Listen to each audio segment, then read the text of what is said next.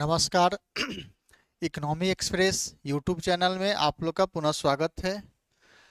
अभी हम लोग जैसा कि पिछले क्लास में वीडियो में हम लोग चर्चा किए थे कि अर्थशास्त्र एक विषय के रूप में इसकी उत्पत्ति कैसे हुई है, अर्थशास्त्र एक शब्द के रूप में इसका उत्पत्ति कैसे हुआ है। इसी सीरीज में हम लोग अभी देखेंगे टाइप्स ऑफ इकोनॉमी के बारे में कि टाइप्स ऑफ इकोनॉमी की अर्थव्यवस्था के प्रकार कितने हैं।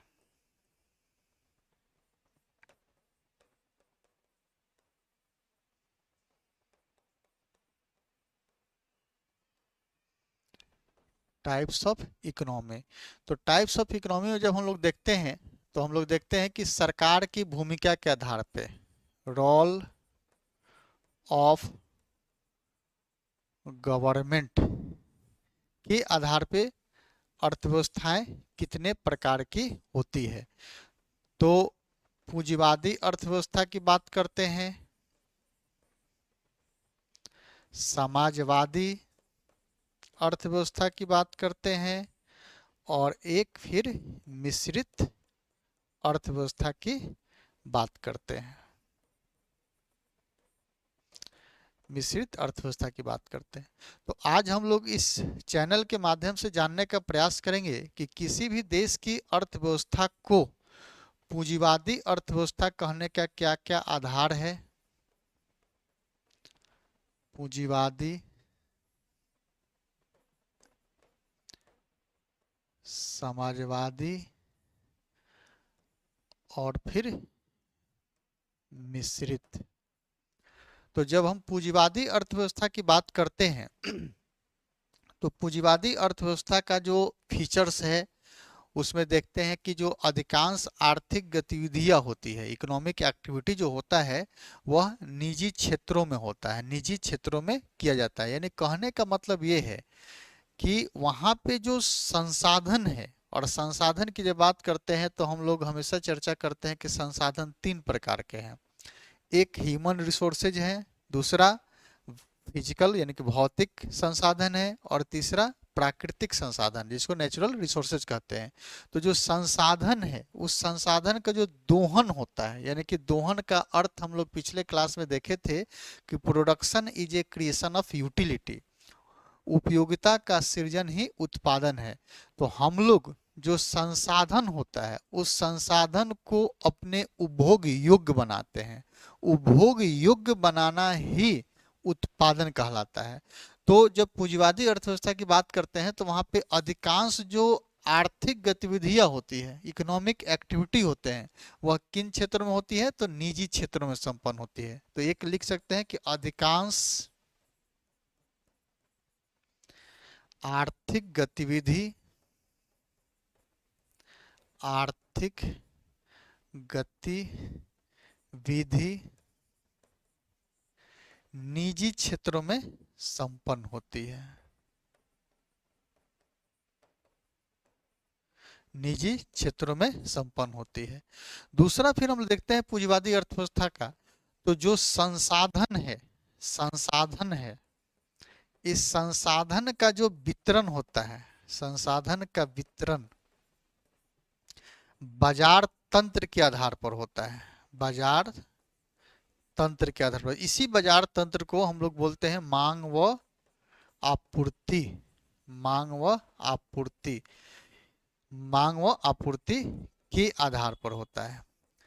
तीसरी जब विशेषता देखते हैं तो पूंजीवादी अर्थव्यवस्था में कि अहस्तक्षेप की नीति होती है, अहस्तक्षेप की नीति होती है। ठीक है। फिर चौथा जब विशेषता देखते हैं तो जो उत्पादन के साधन होते हैं उस साधन पर स्वामित्व किसका होता है तो निजी क्षेत्रों का होता है। तो इस प्रकार हम पूंजीवादी अर्थव्यवस्था के साइलेंट फीचर्स को हम लोग डिफाइन कर सकते हैं। अब अहस्तक्षेप की नीति क्या होती है तो यानी कि सरकार का नियंत्रण क्या होता है, नगण्य होता है। अब जब सरकार का नियंत्रण नगण्य होता है, न के बराबर होता है, तो इससे जो फर्म होती है उस फर्मों का प्रवेश क्या होता है, आसान होता है। यानी कि अधिक से अधिक एक ही वस्तु बनाने वाले अधिक से अधिक फर्मों की संख्या होगी, यानी कि एक ही प्रकार के वस्तु बनाने वाले जो फर्म होंगे बहुत सारे होंगे। जब एक ही वस्तु बनाने वाले बहुत सारे फर्म होंगे तो आपसी प्रतिस्पर्धा क्या होगी, अत्यधिक होगी। जब आपसी प्रतिस्पर्धा अत्यधिक होगी तो इससे उपभोक्ता को दो फायदे होंगे। एक तो गुणवत्ता में दिन प्रतिदिन वृद्धि होगी, दूसरा मूल्यों में क्या होगी, कमी होगी। तो ये देखा जाता है पूंजीवादी अर्थव्यवस्था की एक विशेषता होती है। फिर देखेंगे पूंजीवादी अर्थव्यवस्था के जब एडवांटेज की अगर बात करते हैं तो देखेंगे कि पूंजीवादी अर्थव्यवस्था में जो संसाधन होता है, रिसोर्सेज होते हैं, उस रिसोर्सेज का ऑप्टिमम दोहन होता है, मैक्सिमम से मैक्सिमम उसका यूटिलाइज किया जाता है। कारण इसके पीछे ये होता है कि जो पूंजीवादी अर्थव्यवस्था वाले देश होती है वह देश सामान्यतः रिसर्च एंड डेवलपमेंट पे बहुत ज़्यादा ध्यान केंद्रित करती है, फोकस करती है।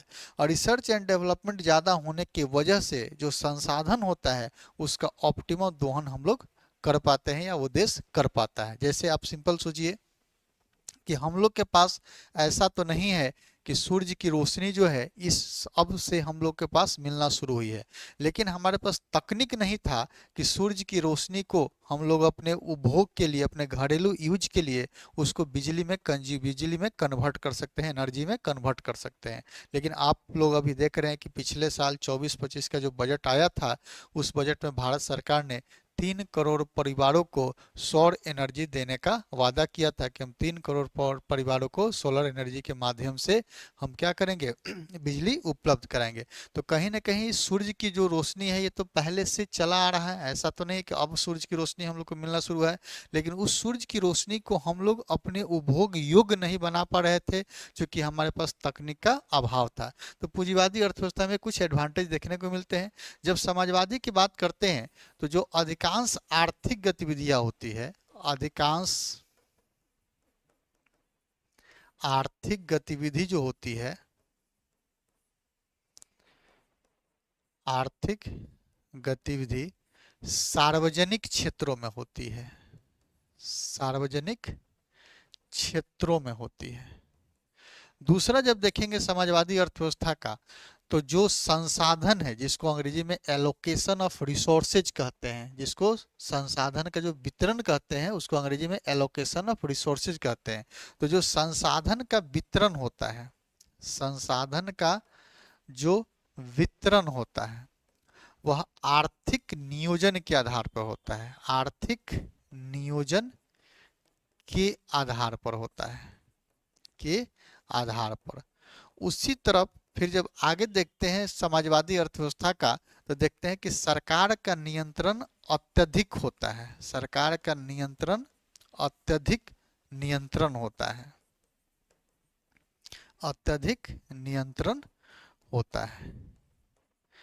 तथा फिर जब समाजवादी अर्थव्यवस्था की बात करते हैं तो जो उत्पादन के साधन है उस साधन पे स्वामित्व क्या होता है, तो सामूहिक स्वामित्व होता है, सामूहिक स्वामित्व की बात करते हैं, सामूहिक स्वामित्व की बात करते हैं। तो इस प्रकार हम लोग देख सकते हैं कि पूंजीवादी अर्थव्यवस्था समाजवादी अर्थव्यवस्था का साइलेंट फीचर्स क्या है। जब मिश्रित की बात करते हैं तो मिश्रित अर्थव्यवस्था में पूंजीवादी अर्थव्यवस्था की जो विशेषता होती है और समाजवादी अर्थव्यवस्था की जो विशेषता होती है वो दोनों का मिला जुला रूप होता है। इसलिए हम लोग मिश्रित अर्थव्यवस्था को कह सकते हैं कि जो आर्थिक गतिविधियां होती है वह निजी क्षेत्र तथा सार्वजनिक क्षेत्र दोनों में संपन्न होती है। उसी प्रकार जब संसाधनों की वितरण की बात करेंगे तो एलोकेशन ऑफ नेचुरल रिसोर्सेज जो होगा वह बाजार तंत्र के आधार पर भी होगा और आर्थिक नियोजन के आधार पर भी होगा। अब जैसे हम अपने देश की बात करते हैं, भारत की बात करते हैं, तो हम लोग कहते हैं कि भारत एक मिक्स इकोनॉमी वाला देश है और मिक्स इकोनॉमी वाला देश है तो हम लोग देखते हैं कि जो हमारे पास संसाधन है उस संसाधन का जो दोहन है, उस संसाधन का जो दोहन है एक तरफ सरकार भी कर रही है, गवर्नमेंट भी कर रही है और दूसरी तरफ प्राइवेट सेक्टर के द्वारा भी किया जा रहा है। जैसे हम लोग भारत में देखेंगे तो मान लिए मेदांता हॉस्पिटल है, उसी प्रकार क्या है एम्स हॉस्पिटल है, उसी प्रकार देखते हैं पारस हॉस्पिटल है, उसी प्रकार क्या है पीएमसीएच है। तो ये कहीं ना कहीं दूसरी तरफ फिर देखते हैं बीएसएनएल है, फिर दूसरी तरफ क्या देखते हैं जियो देखते हैं। तो हमारे पास जो संसाधन है वह निजी क्षेत्र के द्वारा भी दोहन किया जा रहा है और सार्वजनिक क्षेत्र के द्वारा भी दोहन किया जा रहा है। अब यहीं पे जब एडवांटेज की बात करते हैं, समाजवादी अर्थव्यवस्था के एडवांटेज की बात करते हैं, तो जैसा कि हम लोग अपने भारतीय कॉन्स्टिट्यूशंस को जब देखते हैं, भारतीय संविधान को देखते हैं, तो जैसा कि आर्टिकल 38 में ये बात कही गई है कि सरकार जो होगी लोगों के कल्याण को बढ़ावा देगी। और उसी के अनुरूप जब आर्टिकल 39 बी और सी की बात करते हैं, तो आर्टिकल 39 बी और सी में इस बात की चर्चा की गई है कि जो संसाधन है उस संसाधन का स्वामित्व किसी एक व्यक्ति के पास नहीं होना चाहिए। दूसरी बात कही गई है कि संसाधनों का वितरण जो होना चाहिए वह समान रूप में होना चाहिए।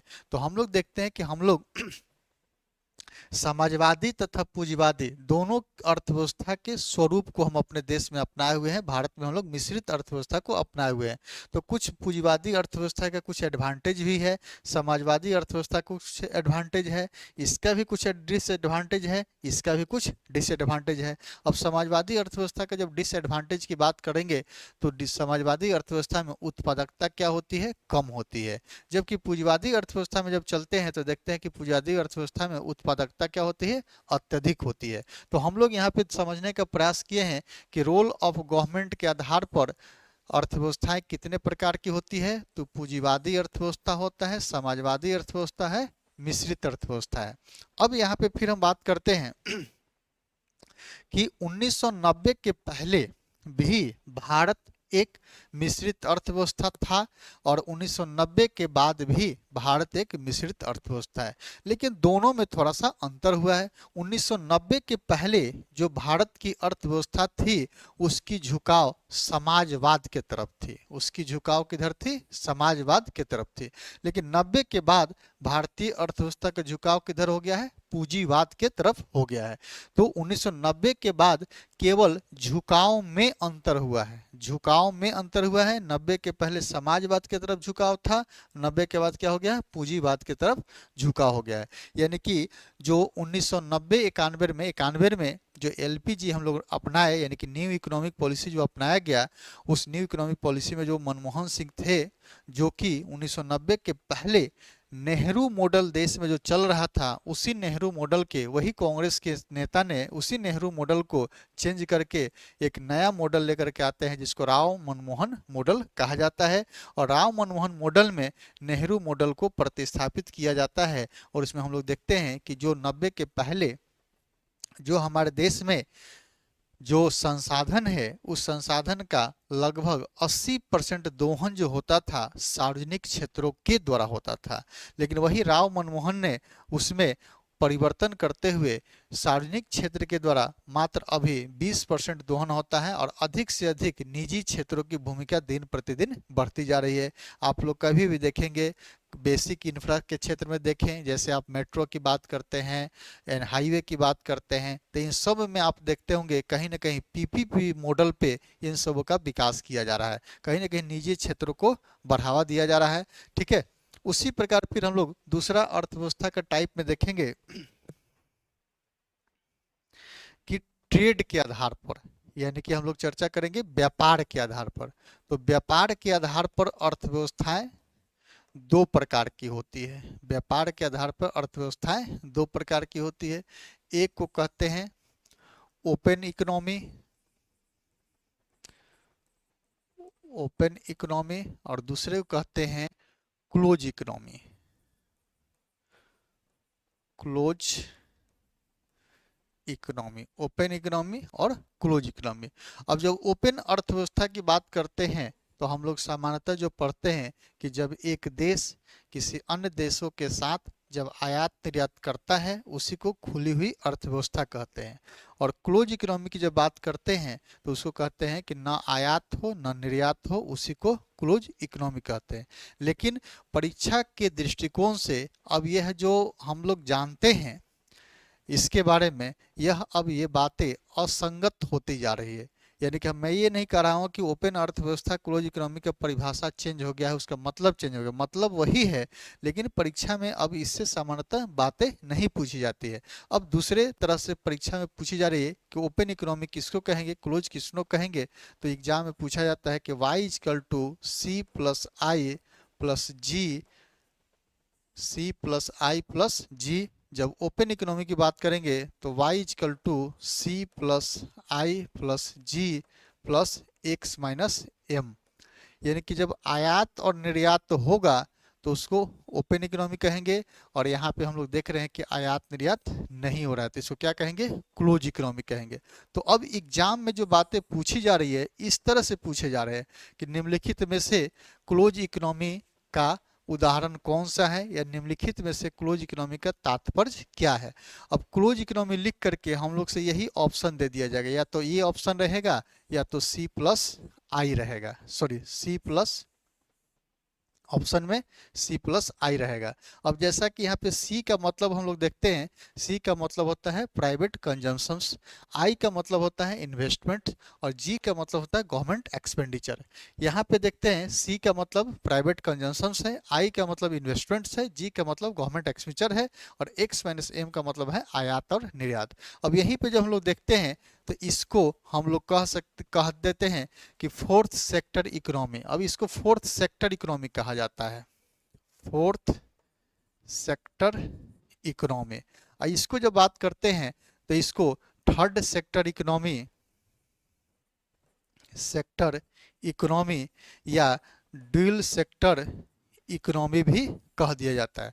अब यहाँ से हम लोग से परीक्षा में पूछा जाएगा कि क्लोज इकोनॉमी का तात्पर्य है, और वहाँ पे ऑप्शन में होगा fourth sector economy, three sector economy, ठीक है, दोनों या इनमें से कोई नहीं। तो हम लोग को अब जानना है कि जब हम लोग क्लोज इकोनॉमी की बात करेंगे तो थर्ड सेक्टर इकोनॉमी या ड्यूल सेक्टर इकोनॉमी कहेंगे, और जब ओपन इकोनॉमी की बात कहेंगे तो उसको फोर्थ सेक्टर इकोनॉमी भी कहा जाएगा। ठीक है, तो इस तरह से व्यापार के आधार पर अर्थव्यवस्थाएं को दो प्रकार में हम लोग विभाजित करते हैं, ओपन और क्लोज इकोनॉमी। अब हम लोग को नए तरीके से जानना है कि क्लोज किसको कहेंगे और ओपन किसको कहेंगे। सेम बात जो आप लोग जानते हैं कि ओपन का मतलब होता है आयात निर्यात और क्लोज का मतलब आयात निर्यात नहीं, उसी को क्या किया गया, इक्वेशन के रूप में कन्वर्ट किया गया है, और इसी को हम लोग कहते हैं फोर्थ सेक्टर, इसको कहते हैं थर्ड सेक्टर।